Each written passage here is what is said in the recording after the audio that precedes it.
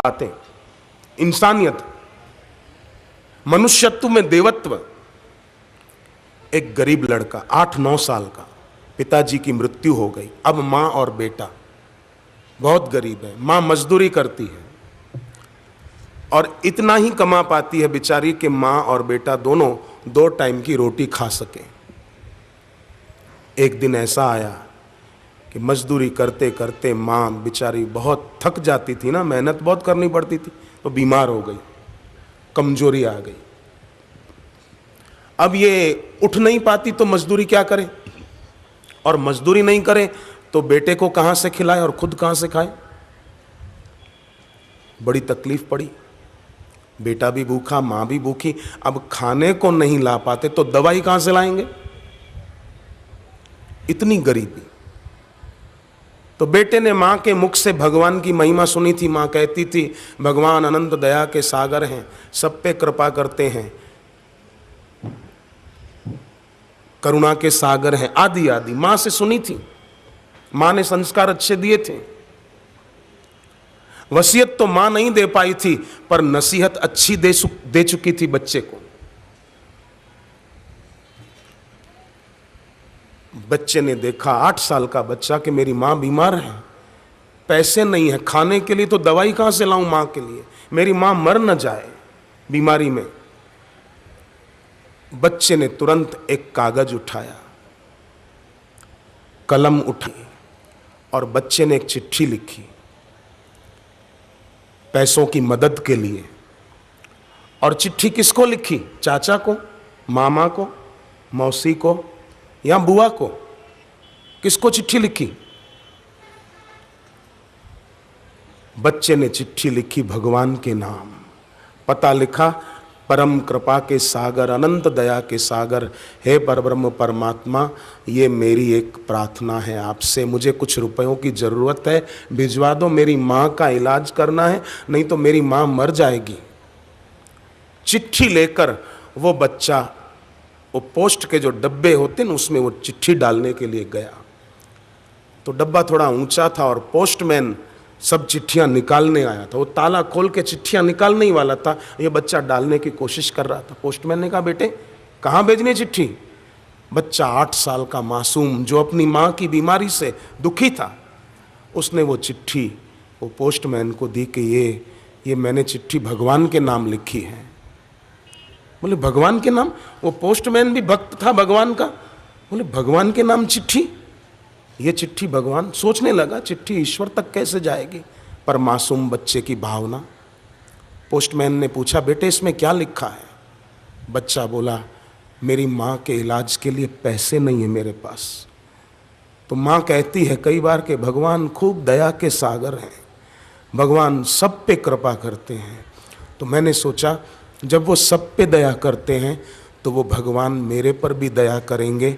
मेरी माँ बीमार है, मेरी माँ पर भगवान दया करेंगे और माँ के इलाज के लिए भगवान थोड़े पैसे दे देंगे, मेरी माँ ठीक हो जाएगी, नहीं तो मेरी माँ नहीं बच पाएगी, इतनी बीमार है।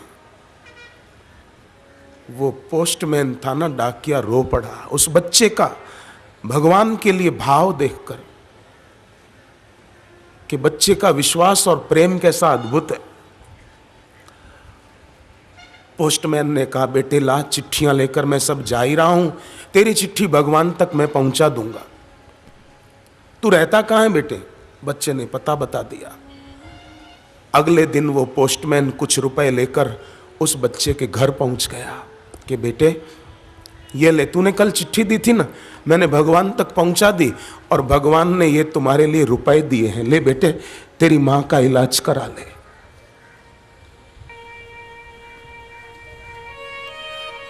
बच्चे ने कहा, भगवान ने और कुछ कहा? पोस्टमैन ने कहा, हाँ बेटे, भगवान ने कहा कि आगे भी तुझे कुछ रुपयों की जरूरत पड़े तो मुझे खबर कर देना, एक चिट्ठी लिख देना, बेटे वो तेरे लिए सब व्यवस्था कर देंगे। 8 साल का बच्चा, सोचो, और उस पोस्टमैन के अंदर भी कैसी मानवता, कैसी संवेदना, कैसा प्रेम और कैसी करुणा, कैसा सद्भाव। ऐसे लोग मनुष्य होकर मरते हैं तो फिर मनुष्य होकर जन्मते हैं और उनकी यात्रा ऊंची होती जाती है और मंजिल तक पहुंच जाते हैं।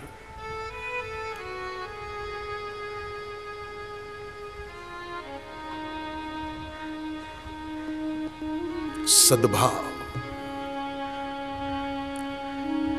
पोस्टमैन ने सेवा का काम किया तो उस पोस्टमैन के अंदर भी तो भगवान है और बच्चे के अंदर भी भगवान है।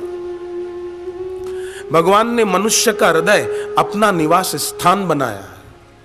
सर्वस्य चाहम हृदि सन्निविष्टो।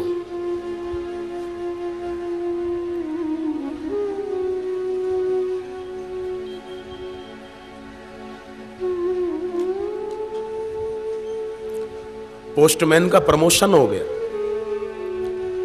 और वो बच्चे को मदद भी करता गया, उसका और प्रमोशन होता गया और उसने धीरे धीरे उस बच्चे को पढ़ाया लिखाया कि भगवान ही तेरी सब व्यवस्था कर रहे हैं। बच्चा भी पढ़ लिख कर बड़ा अफसर बन गया। अब बच्चे को पता चला कि ये पोस्टमैन रुपए कैसे देता था मेरे को। कितना उसने भी अपना जीवन सफल किया और इस आदमी ने भी अपना जीवन सफल किया। मनुष्य जीवन की सार्थकता इसी में है। द्वेषी, लोभी और मोही बनकर जीवन जिए तो क्या जिए। केवट की तरह, शबरी की तरह। पैसा भले न हो, भगवान केवट के पैसे देखकर उस पर राजी थोड़ी हुए थे। शबरी का धन देखकर ईश्वर थोड़ी आए थे उसके पास। शबरी की सेवा और भक्ति देखकर भगवान आए थे। केवट का प्यार देखकर भगवान नाव में बैठे थे। जब भगवान सामने पार उतरे, जाने लगे तो गंगा माता प्रकट हो गई नारी का रूप लेकर। और गंगा माता ने भगवान को कहा कि आप तो वामन में से विराट होना जानते हो। एक पैर से पृथ्वीलोक और एक पैर से ब्रह्मलोक नाप सकते हो, तो क्या आप गंगा पार नहीं कर सकते थे? एक पैर इधर और एक पैर उधर। एक गंगा नहीं नाप सकते आप? पूरी पृथ्वी नाप ली एक पैर से। तब भगवान राम ने कहा कि गंगा, मैं एक पैर से पूरी पृथ्वी नाप सकता हूं, पूरा ब्रह्मलोक नाप सकता हूं, पर मेरे भक्त में प्रेम कितना वो मैं माप नहीं सकता, इसलिए उनके आगे हार जाता हूं। इसलिए मैंने केवट को कहा कि चल मेरे पैर धो ले, और केवट ने धोए।